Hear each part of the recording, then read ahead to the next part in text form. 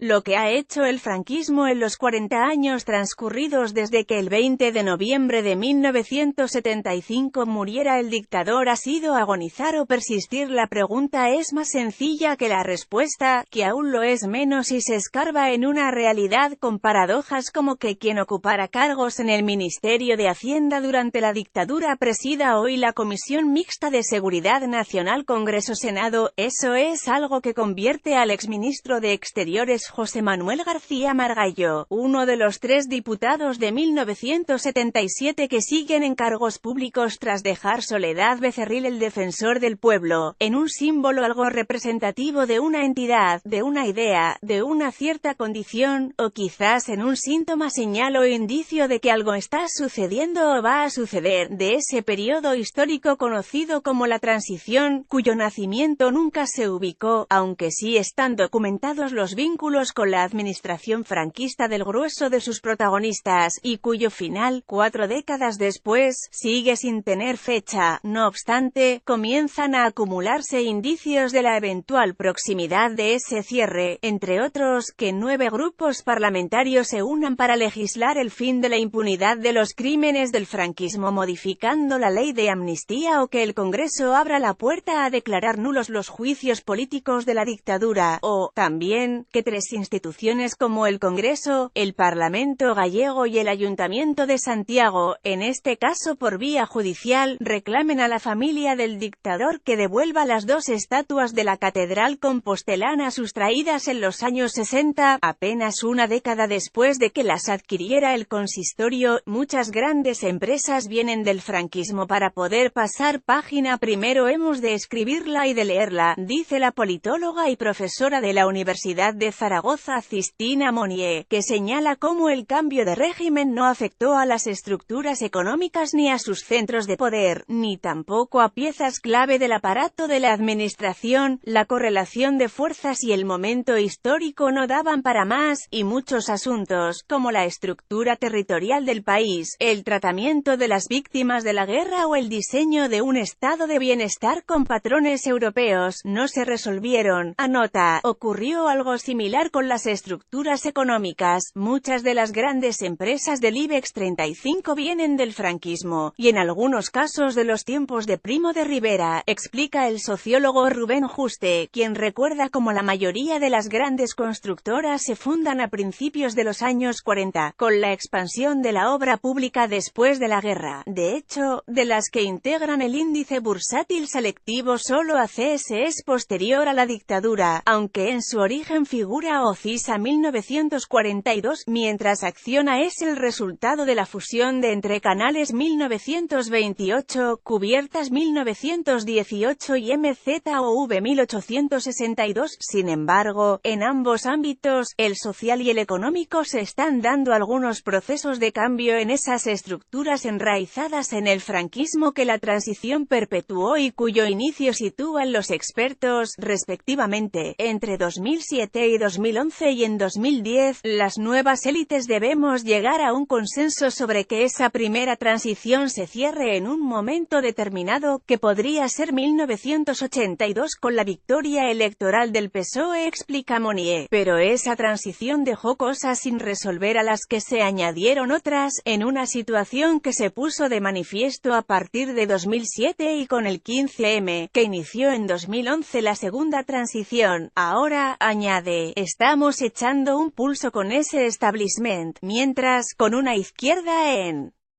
retroceso, la derecha cree que cedió mucho entonces y quiere recuperar una parte, como se ve en la tendencia recentralizadora en el modelo territorial. En el apartado económico, explica Juste, las grandes familias del franquismo siguen al frente de las empresas hasta que en 2010 sus miembros comienzan a ser reemplazados por inversores y gestores. El cambio de tendencia se debe a la irrupción de los fondos de inversión internacionales con la crisis de las cajas de ahorro, V, las cuales, cuando comienza el proceso de fusión y bancarización consecuencia de su crisis generalizada, dejan de financiar a las antiguas constructoras procedentes del franquismo tras haber apoyado la expansión internacional como gestoras de servicios públicos. A esa etapa, en la que los nuevos financiadores comienzan a imponer condiciones y controles desconocidos en la época de las cajas, le sucede otra de futuro incierto en la que el declive de algunas de esas empresas, con la salida del IBEX 35 de OHL y de Abengoa, cuyo segundo acreedor es el Estado por los préstamos de Caja Madrid, como episodios destacados, convive con la pujanza en el mundo de los fondos de inversión de una nueva élite, en la que suenan apellidos cercanos al poder desde hace décadas como Aznar. Haya Real Estate es una de las principales inmobiliarias del país, Aguirre Competencia desde Aguirre Newman o, incluso, Primo de Rivera, con intereses en firmas financieras y medios de comunicación, ausencia de un relato común con todo, y pese a la persistencia de conexiones normalizadas y legales con el régimen franquista como la continuidad en el cargo de 9 alcaldes que recibieron la vara antes de la muerte del dictador, la vigencia de decenas de leyes promulgadas durante la dictadura o la transmisión de una corona asignada por Franco y asumida por la Constitución, cada vez son más las iniciativas de desconexión y de revisión con aquella época, por un lado, así como, por otro, las de reivindicación de quienes la sufrieron, en muchos casos a costa de su libertad o con la vida como precio. Entre ellas destacan las iniciativas para exhumar el cadáver del dictador del Valle de los Caídos, recuperar los cuerpos de las víctimas de la guerra y de la dictadura y rehabilitar a los represaliados, o las que ponen en cuestión asuntos como las relaciones entre el Estado y la Iglesia Católica, aunque hay más flecos abiertos para superar la huella del franquismo, la utilización partidista de símbolos como la bandera estatal, los complejos sobre la propia denominación del Estado y la carencia, todavía, de un relato histórico de amplia aceptación sobre qué ocurrió en los 40 años de dictadura y en las 4 décadas que le siguieron.